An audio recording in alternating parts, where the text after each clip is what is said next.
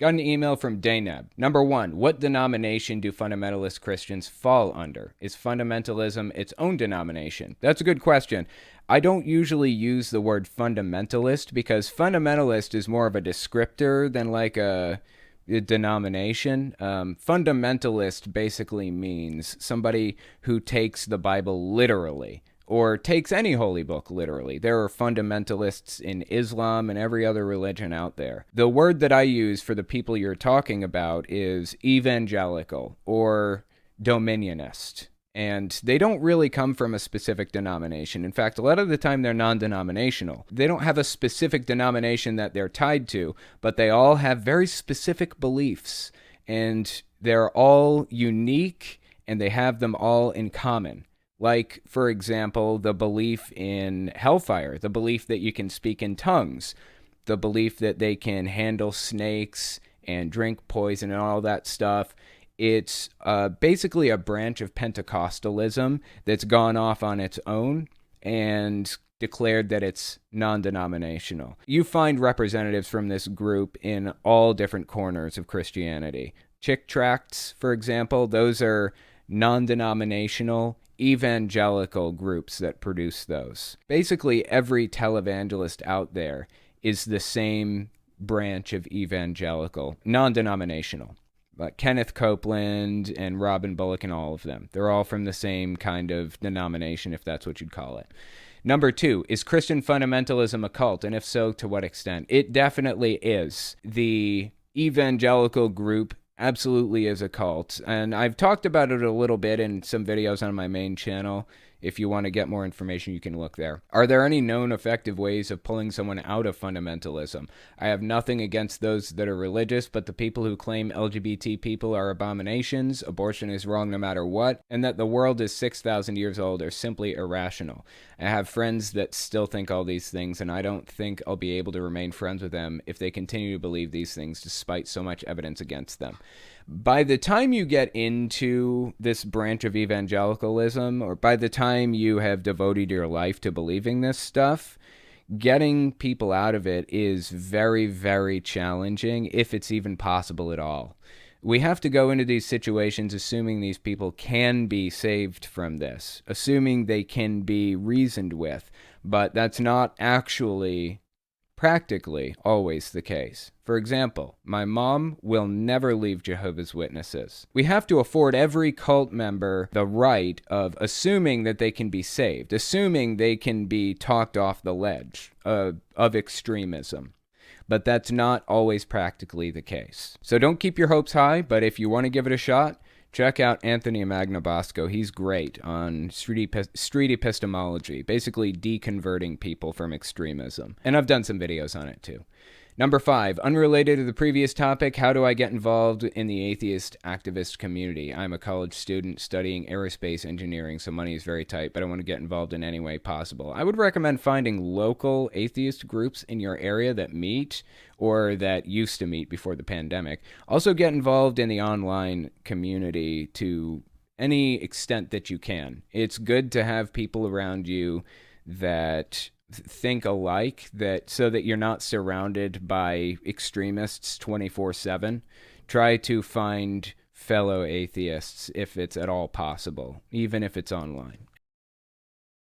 You know, I've been getting emails from YouTube. I think I got like 8 or 9 emails from YouTube over the past few weeks that basically say, we removed one of your videos because of a community guidelines violation, which would normally be a strike, like a channel strike. You only get 2 of those before they delete your fucking channel. This is on my podcast channel, the Fireside Chat.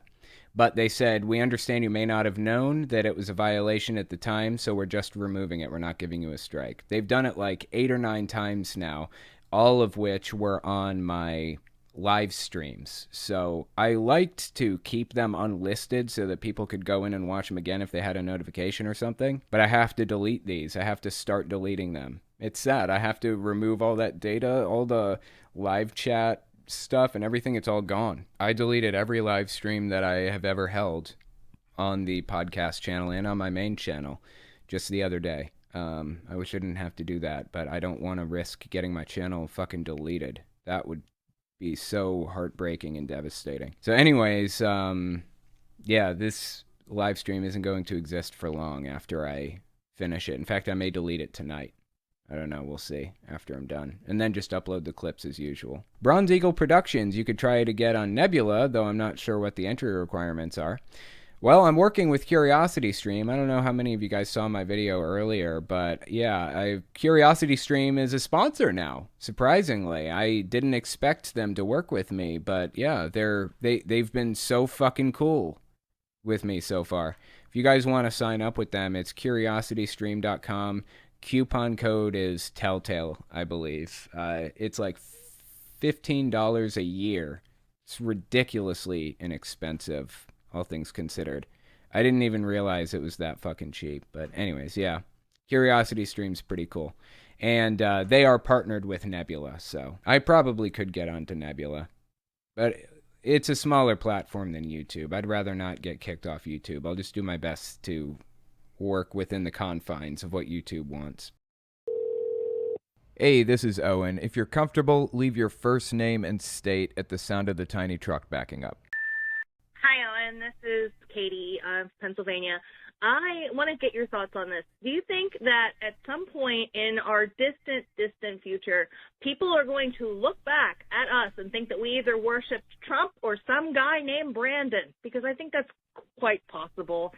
Thank you. Love your shows. Bye. That's an interesting question. I don't think people are going to look back at this time period in our distant future and think that because we are so incredibly good at cataloging and recording every little event that takes place in modern society. Everything. Things were different, like even as recently as 100 years ago, or even 50 years ago, because we didn't have the internet. But now we have this thing that connects everybody. And we have this system, Wikipedia, where anybody can type anything out that they want and record it for posterity. There are people who go through Wikipedia making sure that there are links and references and making sure that it's all accurate and things like that. It's not a perfect system, but any little event that takes place is probably recorded in Wikipedia. Except for me, like I'm not on Wikipedia. I would love to have a Wikipedia page,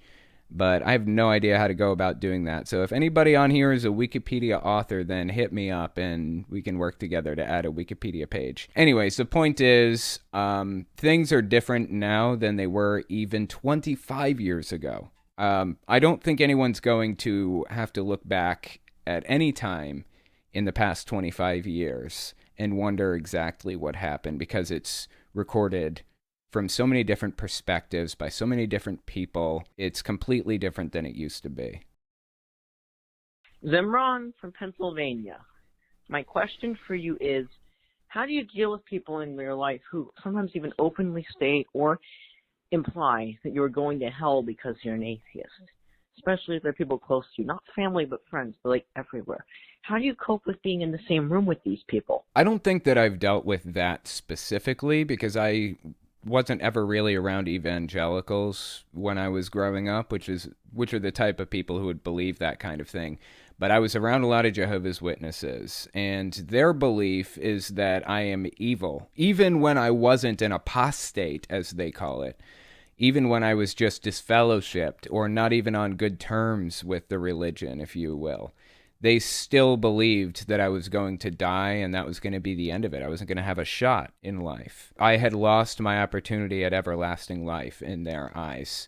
So the way I'm viewing your question is, how do I deal with people who believe that I'm, at my core, evil, or I've lost my chance at an everlasting life, or whatever else? And the answer is, I just don't be around those people personally. I'm kind of in a privileged position to not have to be around people like that if I don't want to.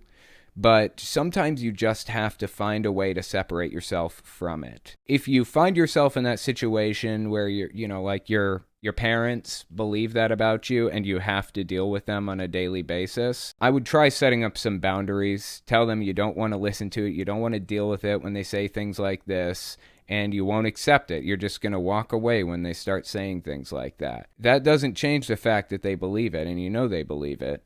And that's going to weigh on you heavily. So just try to build a wall as best you can to protect your own mental health. That would be my advice. Hi, my name's Sarah from Illinois. My father received a handwritten letter from me at his address from a Jehovah's Witness in my town that I've never heard of. I'm not sure how that information would be available, and I was just wondering if you had any ideas. Thanks. Yeah, I appreciate the call. I don't know how they do it now, but I can tell you how they used to do it back in the day. Even when I was younger, they still did phone witnessing and letter writing campaigns and stuff, like before the pandemic and all that. And what they used to do was they would get a phone book and they would flip it open to a specific page, and they'd go down the list and they'd pick out a name and they would write a letter, because your phone number and your address are listed right there in that book. It's actually pretty disturbing how public that kind of information is. You can go to certain websites and pay services to try to scrub your name from the internet to the best of your ability if that's what you want to do.